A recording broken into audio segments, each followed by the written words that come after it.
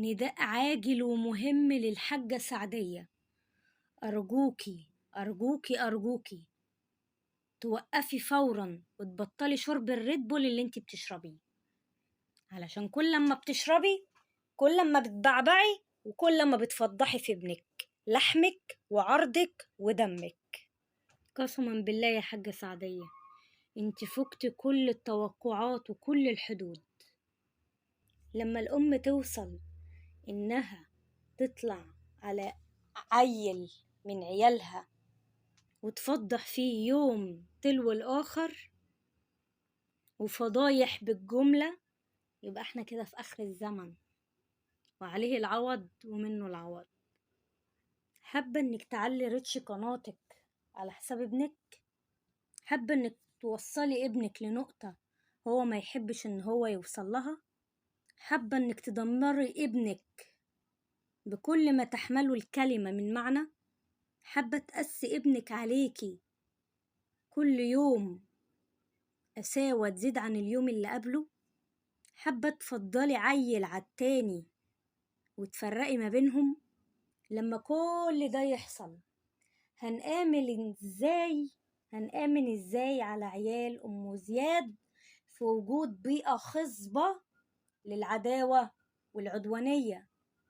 هنآمن ازاي عليهم في وسط عيلة بقت مشتتة، كل واحد في حتة، كل واحد همه مصلحته، كل واحد عايز يعلي على التاني، كل واحد ما يهموش مصلحة أخوه وعايز يكبر على حساب مصلحته؟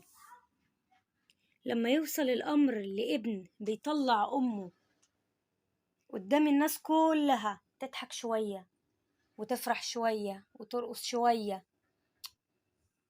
ده معناه ايه؟ ده معناه ايه؟ كلكم طبعا فاهمين معناه ايه من غير ما انا اقول. كلك تناقضات يا حاجة سعدية.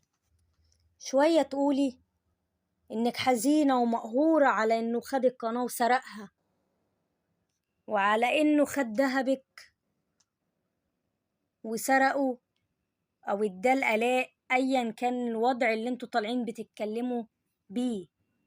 وشوية تقولي انا لا عايزة دهب ولا عايزة فلوس ولا عايزة عربيات ولا فلل، انا عايزة اولادي يتلموا حواليا. هيتلموا حواليك ازاي وانتي السبب في تفرقتهم؟ انتي اللي وصلتيهم لكده من تفرقتك ليهم ومعاملتك معاهم. من الواضح ان معاملتك جافة وقاسية. ليه وصلتوا نفسكوا للنقطة دي؟ على فكرة اللي بيكذب كذبة بتبقى في أولها بتبقى كذبة حلوة، لكن بعد كده الكذبة دي بتبان وكذبة تجر رجل كذبة تانية. هنفترض يا حاجة سعدية لو انتي فعلا مظلومة ومعاكي حق في كل اللي انتي بتقوليه، فوقتها هنقولك ربنا يعينك على اللي انتي فيه، واللي اتظلم ربنا هيجيب له حقه في الدنيا قبل الآخرة. لكن يا ويل لو انت كنت ظالمة ومفرقة بين الاخوات ومقسياهم على بعض بسبب شوية فلوس بتروح وتيجي تحت جزمة اي واحد. الفلوس احنا اللي بنعمل الفلوس، مش الفلوس اللي بتعملنا. صدق اللي قال الفلوس بتفرق في النفوس. انتي طالعة بتبرري للناس لان هو دهب صيني. انا لو محتاجة حد يصدقني او محدش يصدقني، محدش له اي لازمة عندي طالما انا صادقة في كلامي وعارفة الحقيقة. رأي اي حد ما يهمنيش، ولا اطلع ولا عيط ولا اوري للناس ضعفي.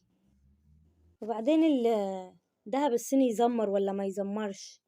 ليش عرفك يا حاجة بموضوع التزمير ده؟ انت بتسافري كتير زي حمدي ولا ايه؟ يا حمدي اتقي الله وبطل تلقن امك الكلام. بطل تطلع اثباتات في قلب الفيديوهات بالصور ان محمد ادى الآلاء الذهب أو إنه سرق الدهب من أمه اداه لمراته. كفاية كفاية. صدقني الكداب آخرته صعبة، مش هقولك آخرته وحشة، لأ آخرته صعبة. متطلعيش يا حاجة سعدية وتقسمي كتير بالله، بلاش النقطة دي بالله عليكي. وبعدين محمد ابنك مش معمي زي ما انتي بتقسمي وبتقولي. محمد ابنك عايز يحافظ على بيته وعلى أسرته الصغيرة اللي كونها وعملها بحب ومودة بينه وبين آلاء. الحاج حتى لو خد شقاكي وتعبك زي ما انتي بتقولي، سامحي في حقه. ده مهما راح مهما جه ابنك، الاسم ان ابنك وعيل من عيالك، والضنا غالي. سامحي لوجه الله، حتى لو كلامك صدق سامحي لوجه الله. محمد مش مسحور، محمد نضج. لو رجعت ب10 سنين لورا كان محمد لسه في العشرينات، كان لسه تفكيره انتوا مسيطرين عليه ومهيمنين عليه على تفكيره، فكان بيمشي اموره معاكم واللي انتوا عايزينه وبيطلب منه بيعمله. كان خدمك. محمد كان اكتر ابن بر بيكي وخدمك في بيتك. لكن محمد دلوقتي نضج، عرف الصح من الغلط، وعرف فين مصلحته وايه اللي لازم يعمله.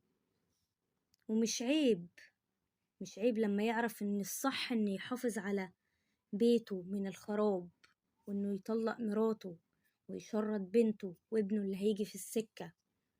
كويس يا حاجة سعدية انك طلعتي وقلتي ببقك ان انتوا بادئين من الصفر وجايبينها من تحت، علشان حمدي ابنك ما يطلعش يتكلم على ابو آلاء ويقول له جلاليب ومش جلاليب. عشان كلنا متساويين، كلنا فقراء إلى الله، محدش أحسن من التاني. لا فرق بين أعجمي أو عربي إلا بالتقوى. محمد ما شالش حوارات للناس ما تعرفوش، اتشال بأمر قضائي. القناة اتشالت بأمر قضائي أو اتغير إعداداتها، ما بقتش في الصفحة العليا. مجرد ما الواحد يبحث هتجيله حوارات، هتنزلوا تحت خالص خالص هتلاقوها موجودة. وبعدين ايه دخل موضوع ميرفت وايه اللي جاب موضوع ميرفت وموضوع طليقته؟ مش كل واحدة راحت في حالها؟ مش دي اتجوزت وبقت معاها عيال تانية من راجل تاني، ام شروق، وميرفت خلاص راحت لحالها. ايه لازمته ان انتي بتجيبي في القديم؟ حابة توصلي لايه يا حاجة سعدية؟ وحابة توصلي ابنك لايه؟ وتكون مشاعره تجاهك بعد كده شكلها ايه؟ وبعدين يا حاجة سعدية انتي بتقولي ان محمد قلق لفت عليه في فرح حسن، وفي نفس الوقت بتقولي له طب وميرفت؟ يعني انت هتبقى مع الاتنين؟ ميرفت منين؟ وقبل ما محمد يعرف آلاء اصلا سافرتوا مع بعض انت والحاج ومحمد عمرة، بقيتوا تدعوا له وتقولوا له ربنا يكرمك ببنت الحلال. معنى كده ان ما كانش فيه اصلا واحدة، ولا كانت آلاء لسه يعرفها منين وانت بتقولي له انت ازاي يعني هتكون مع الاتنين؟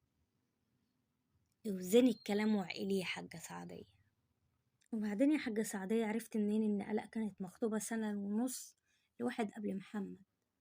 وعرفت منين ان هي رزعت له الدبلة اللي جايبها في وشه وقالت له روح انا عايزة واحد عنده شقق وعربيات وفلل؟ شكلك مقهورة فعلا يا حاجة على الدهب عشان ب500,000 جنيه زي ما بتقولي. عندك حق تتقهر القهرة اللي انت فيها، تطلعي تفضحي في عرضك. كويس يا حاجة سعدية ان انت عارفة ان الفيديوهات اللي انتوا بتعملوها والعذاب اللي انتوا بتعذبوا بيه نفسك بيضيع الدنيا وبيخلي امراض الدنيا تيجي للبني ادم. طب وانا اعرض نفسي ليه لكل ده؟ وعرض ليه اهل بيتي لهتك السر وهتك العرض، واطلع اسرار بيتي للي يسوى واللي ما يسواش؟ انت زعلانة ان محمد طلع كدبك في موضوع الذهب، ومش زعلانة على اللي انت بتعمليه مع ابنك؟ ما تزعليش يا حاجة سعدية، اللي خدوا منك محمد وأثر في محمد يكملوا حمدي، ايه المشكلة؟ ما هو ده ابنك وده ابنك. بس ما تطلعيش تفضحي في ابنك. لا يا حاجة سعدية، بلاش بالله عليكي تحكي لنا على قصتك، احنا مش ناقصين عياط. كفاية العياط اللي انتي عيطتيه لوحدك. وبعدين العباية اللي بعتها لك محمد لو مش عاجباكي ما كنتش تقولي للناس كلها ان هي حلوة. انا اقولك كداب، انت كداب في وشك. لكن ما اخدعش الناس وانافقهم واطلع اقول حاجة للناس واضمر حاجة تانية في قلبي. وزعلانة ليه ان هو بيراضي حماته؟ حماته مفيش اطيب منها، ملاك ماشي على الارض. ايه المشكلة لما يراضيها؟ وايش عرفك ان اللبن اللي جايبهوله محمد او حتى جايبهوله امه ب80,000 جنيه؟ مين اللي حسب لك الحسبة دي يا حاجة سعدية؟ ان ما كنتش ملقنة. إيه اللي مزعلك من حمات محمد؟ نفسي افهم. واللي بيتمسكن مش هيبقى من الاصل اصلا مسكين وطيب؟ ولا المسكنة دي عندك ليها مصطلح تاني غير مصطلح الطيبة؟ للدرجة دي بتقولي على مرات ابنك ان هي مركبة بطن سيليكون؟ اخر الزمن فعلا. طب ما انت راضية ان النسايب حسن يطلعوا معاه، ليه مش راضية ان نسايب محمد يطلعوا معاه او يسافروله؟ التفرقة العنصرية دي يا حاجة. اشمعنى بتنسي اسم حفيدتك؟ ولا هي عشان من آلاء؟